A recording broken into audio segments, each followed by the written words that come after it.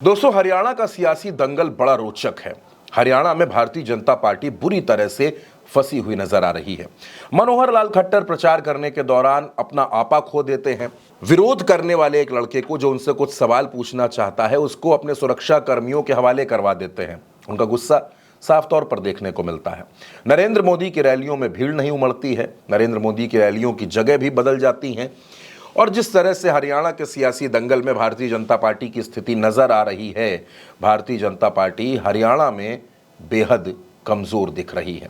ऊपर से कांग्रेस जिस मजबूती के साथ चुनाव लड़ रही है वो भी भारतीय जनता पार्टी को टेंशन देने के लिए काफी है। लेकिन इस बीच दोस्तों, कुछ गठबंधन हुए हैं हरियाणा की राजनीति में। एक गठबंधन है जेजेपी और एएसपी का, यानी कि दुष्यंत चौटाला और चंद्रशेखर की पार्टी का गठबंधन। हरियाणा में जिस तरह से चंद्रशेखर प्रचार कर रहे हैं, हरियाणा की अलग अलग सीटों पर वो जा रहे हैं, और सबसे बड़ी बात, चंद्रशेखर पहली बार सांसद बने हैं। अभी उनको सांसद बने 3 महीने का वक्त हुआ है। उत्तर प्रदेश की नगीना सीट से वो चुनाव जीते हैं, अपनी ही पार्टी से चुनाव जीते हैं। लेकिन जिस तरह से चंद्रशेखर की लोकप्रियता बढ़ती जा रही है और हरियाणा में चंद्रशेखर को सुनने के लिए, चंद्रशेखर को देखने के लिए भीड़ का जो जन सैलाब है।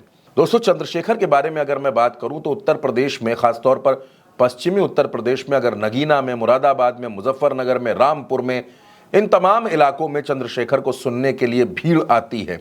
चंद्रशेखर की बातों को सुनने के लिए लोगों का हुजूम उमड़ता है। तो मैं ये मानता हूं कि उत्तर प्रदेश उनकी सियासी कर्म भूमि है। यहां पर वो लोकप्रिय हैं, यहां उन्होंने पिछले 4-5 वर्षों से संघर्ष किया है। लेकिन हरियाणा में जब मैं चंद्रशेखर को सुनने के लिए भीड़ देखता हूं, जब मैं हरियाणा में लोगों के अंदर चंद्रशेखर को लेकर क्रेज देखता हूं, तो ये समझ में आता है कि चंद्रशेखर ने अपने पांव मजबूत करने शुरू कर दिए हैं और पूरे देश में चंद्रशेखर दलितों की, वंचितों की, शोषितों की आवाज बनते जा रहे हैं।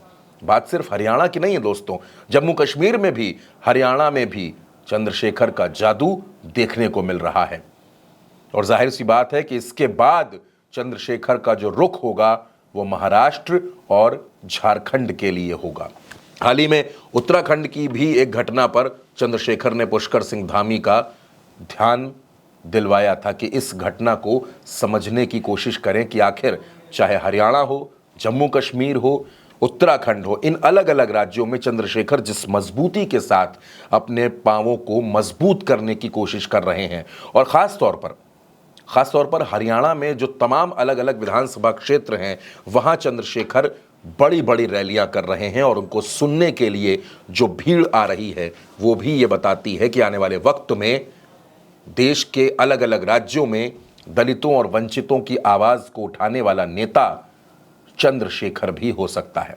दोस्तों, चंद्रशेखर की राजनीति पर और उनकी बढ़ती लोकप्रियता पर आपकी जो भी राय हो, अपनी राय हमें कमेंट बॉक्स में ज़रूर बताइएगा। उल्टा चश्मा यूसी को सब्सक्राइब करिएगा, सच्चाई को बुलंद करिएगा, सच की आवाज़ को मजबूत करिएगा।